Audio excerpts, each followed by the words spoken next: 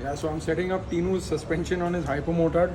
Guy's got like more than 20 years riding under the belt, so he knows he needs to get this done.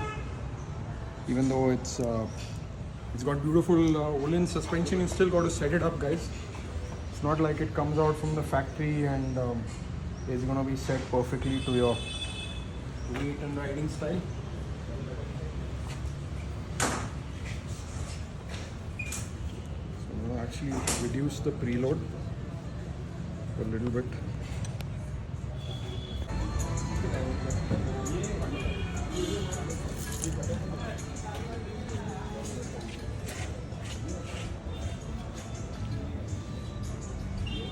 Suspension setup at Slipstream Performance.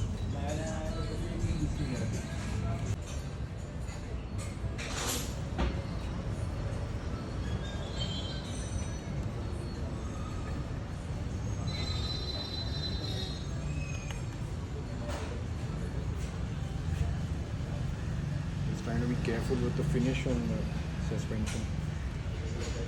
Yeah, this is Swedish gold. Yeah, so I don't know. Try to keep it looking new for as long as possible.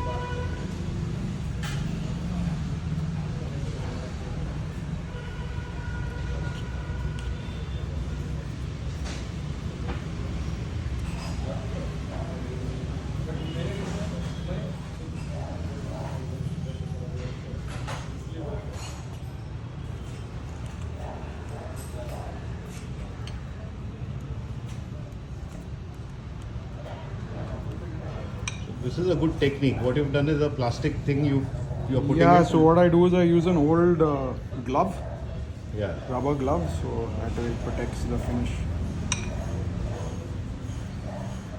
Otherwise you set this up twice and you'll have your lovely Olins all scratched. Yeah.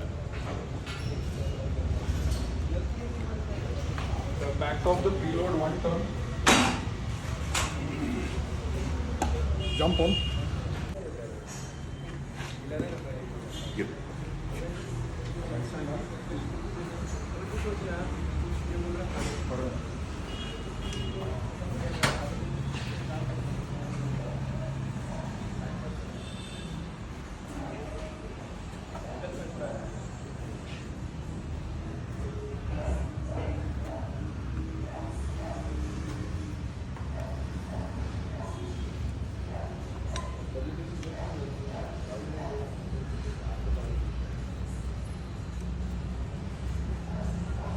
That's the compression, no? No, I am reducing the preload just now Okay. on both the forks. Okay. So I'm dialing it back by 2 turns. So we get a little bit more rider side. Because it's actually sitting a little high.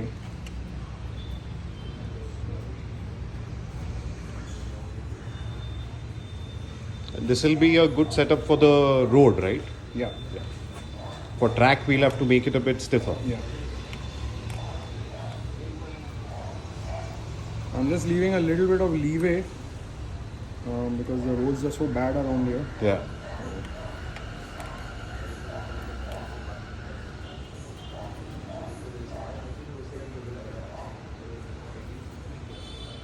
Come, pop up.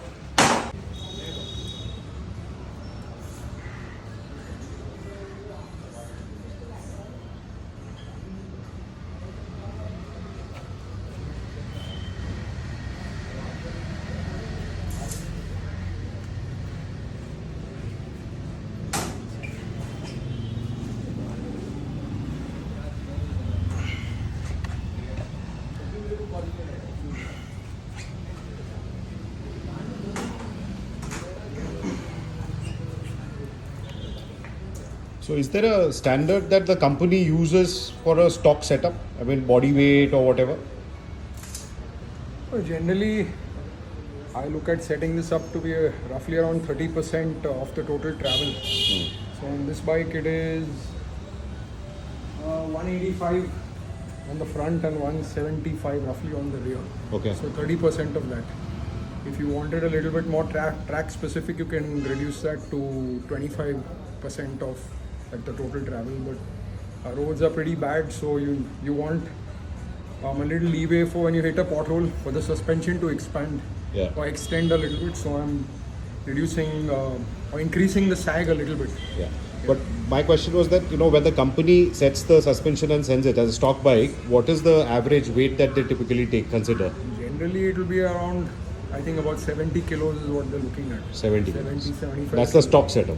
So anyone beyond 70 No, kgs. so you could, for most bikes, it's like roughly 70 to 80 kilos. Huh. Anybody who's heavier than that, yeah, maybe 4 or 5 kilos is not going to make that much difference because you put gas or you have a little luggage. Yeah. But if you're, 80 kilos and 100 kilos, 120 kilos, 110, then you need to look at replacing springs for it to really work well. Yeah. And springs also is kind of stopgap. If you put a very, very heavy, spring rate, a high spring rate, then you need to also look at changing like internal valving and all that. But in India, people aren't going to do it. Yeah. Very few people are going to spend for internal valving on an Olin suspension here. Anyway, at least baby steps, people are looking at setting it up and looking at like changing shock springs. Suspension so it's moving setups. in the right direction that way. Yeah.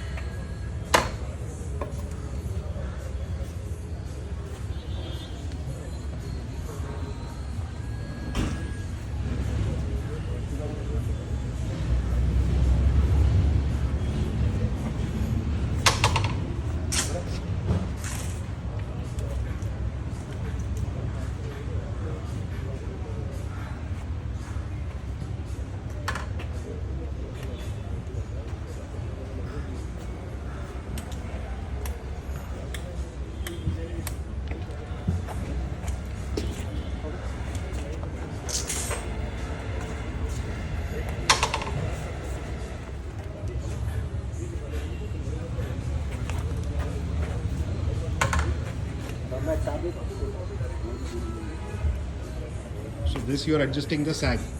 No, compression. Rebound Compression. compression sag I didn't adjust because it was correct. Yeah. Okay. So for this rear shock, compression is Compression is down here and the rebound is up. always on the shaft. Yeah.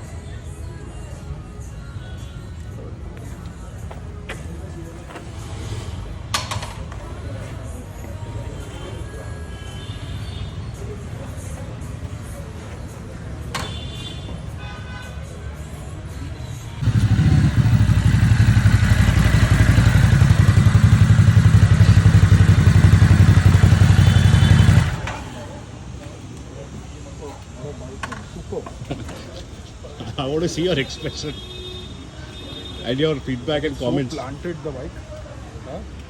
The suspension is like really, really planted. Good, no? Good fun, no? Super handy. And this is on the touring mode right now. Touring mode is still full power. Touring mode is full power in the I city. ride on touring mode only because it's linear. Yeah, The it's sport full power. The sport mode is a little. But the electronics are tuned higher. I mean, all your traction control and wheelie control is up high. So custom करता हूँ. I usually put the throttle on touring always, the mid setting. Yeah. On Triumphs, on Ducatis, the sport mode, the race mode is too snappy. Take it It for is a not spin and linear. see. Yeah. So your preload, I've actually increased the sag a little bit by 10 millimeters on the front. The rear was fine. The reason I did that was because of a bad road, so I want some more room for the suspension to expand when you're coming out of like a big pothole or a speed breaker. Your rebound, I've sped it up a little bit, so I made the rebound a little faster. So that's why it feels a little more plush. For the front, I've increased the compression damping just a wee bit, so there's more bottoming resistance. Same for the rear, I've increased the compression a few clicks. Compression damping, I mean, it's more dynamic. You can't really check it on the stand, but just from the way the bike feels, I've kind of adjusted it a little bit. So I think this is fine now. Yeah. But after some time, once you start riding the bike, you can maybe come in and we could tweak it a little bit based on what you feel. Yeah, it's much plush now compared to what it was before. Yeah, so I've set it up a little bit plush because earlier I think it was more track or / Europe oriented, so very, very stiff. You feel all the bump. I've not taken away from the way the handling and all that by making it, speeding it up too fast. If you go like, say, if you start riding it on a trail, if you change the tires, then maybe you might be able to, might want to reduce the rebound damping or increase the rebound suspension But for a speed. bit of a spirited riding on Yeah, this twisties is and all, fine. it will still provide that See, feedback. And whatever we've done, we've not gone too far from what it was. So it maybe 4 or 5 clicks in either direction just to get that sweet spot. It's not like I've gone 10 clicks out or 10 clicks in compared to where it was. It's just like 4 or 5 clicks. So it won't really make difference where it's going to become unstable or anything. But it'll just make it a little bit more kind of forgiving on harsh roads, which is what we have here.